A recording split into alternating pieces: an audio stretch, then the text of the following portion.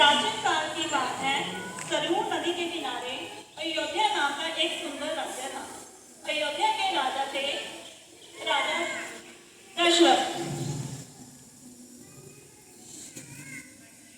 राजा दशरथ की 3 पत्नियां थी। उनके नाम थे कौशल्या, कैकेयी और सुमित्रा। राजा दशरथ के 4 पुत्र थे। कौशल्या ने राम को जन्म दिया। भरत रानी कैकेयी के पुत्र थे। सुमित्रा से उन्हें लक्ष्मण और शत्रुघ्न 2 जुड़वा पुत्रों की प्राप्ति हुई। राम सभी भाइयों में से बड़े थे। राजा जनक की पुत्री सीता अयोध्या में राम की पत्नी बनी। अब समय आ गया है कि राम को अयोध्या का उत्तराधिकारी बना दिया जाए। राम के राज तिलक की तैयारियां शुरू की जाए। ये बात सुनकर सभी लोग बहुत खुश थे, परंतु रानी कैकेयी खुश नहीं थी। महाराज, क्या आपको याद है आपने मुझे 2 वचन दिए थे। आज उन वचनों को पूरा करने का समय आ गया है। मेरा पहला वचन है मेरा पुत्र भरत अयोध्या के उत्तराधिकारी बने, और मेरा दूसरा वचन है कि राम को 14 वर्ष का वनवास हो जाए। ये क्या कह रही हो तुम रानी कैकेयी? मुझे तुम्हारी एक बात सुनने से पहले ही निश्चित होना होगा। पिताश्री, मैं आपके वचनों का आदर करता हूँ। मैं 14 वर्ष के वनवास के लिए तैयार हूँ। मुझे आज्ञा दीजिए। राजा दशरथ की आज्ञा पाकर राम लक्ष्मण सीता माता के साथ 14 वर्ष के वनवास को चले गए और वन में जाकर पंचवटी में कुटिया बनाकर राम सीता और लक्ष्मण रहने लगे। एक दिन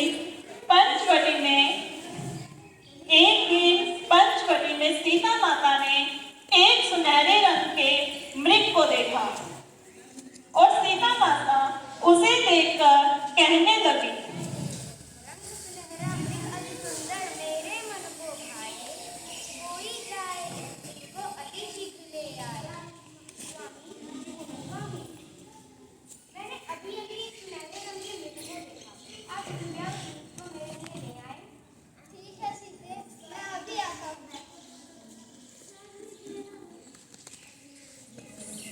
सीता माता की ये बात सुनकर श्री राम मृग की खोज में निकल गए।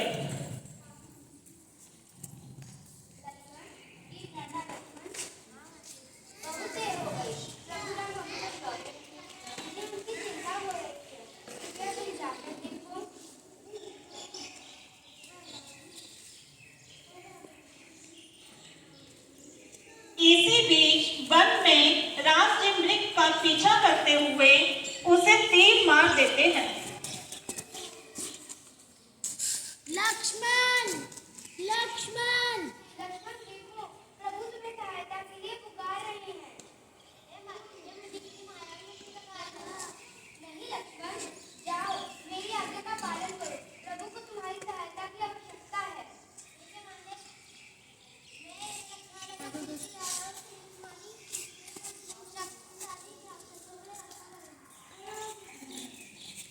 जब लक्ष्मण राम की सहायता के लिए चले गए, फिर रावण आया।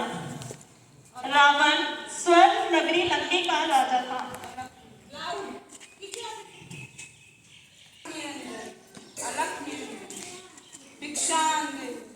भिक्षान दे। हे देवी, एक साधु का इतना अनाथ है, घर के द्वार से भिक्षा देकर भेजना चाहती हूँ। जाओ, नहीं चाहिए तुम्हें भिक्षा। मैं किसी कारणवश इस सीमा रेखा से बची हूँ। मैं इसे पार नहीं कर सकती। मैं तुम्हारी भिक्षा नहीं दूंगी। ये मुनिवर, मैं आती हूँ। जैसे ही माता सीता लक्ष्मण रेखा से बाहर निकलती है, रावण ने अभिमान में सीता माता का हरण कर लिया।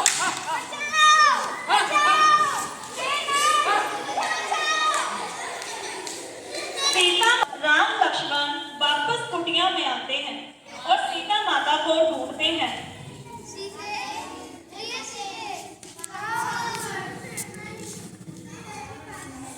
सीता माता को वो ना पाकर दुखी हो जाते हैं और उसकी खोज के लिए पंचवटी में निकल जाते हैं और वन में ढूंढते हुए वहां उनकी मुलाकात जटायु से होती है।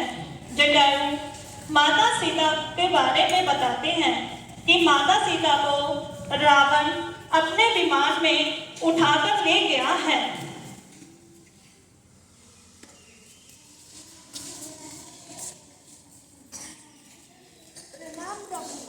मान्यवर, तुम कौन हो? प्रभु, मैं आपका भक्त हूँ, हनुमान। मेरा प्रणाम स्वीकार कीजिए। भगवान राम हनुमान को सीता के बारे में बताते हैं। सीता माता के हरण की बात पता चलने पर उनकी क्रोध की सीमा न रही। भगवान राम, लक्ष्मण और हनुमान किष्किंधा की सेना को साथ ले जाकर रावण के सोने की लंका पर आक्रमण कर देते हैं।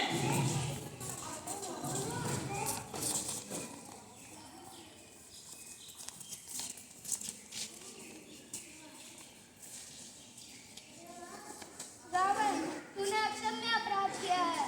तूने मेरी पत्नी का हरण किया है और इस अपराध के लिए तू संसार में सदैव निंदनीय रहेगा। और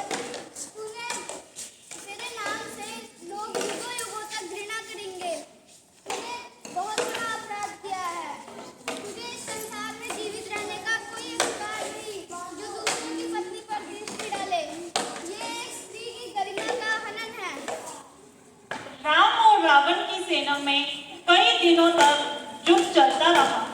जब काफी कोशिशों के बाद रावण को मारना संभव नहीं हो पा रहा था, तब रावण के भाई विभीषण ने राम जी को आके बताया कि रावण की मृत्यु उसके नाभि के बीचों बीच तीर लगाने से होगी।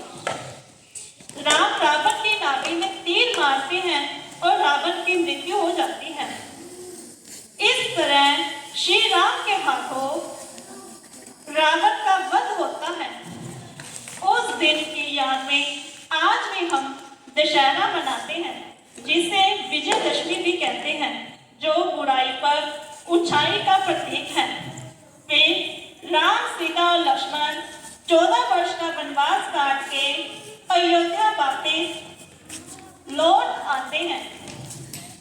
उनके वापस आने की खुशी में सभी अयोध्यावासी और इस शुभ दिन को हम हर साल दिवाली के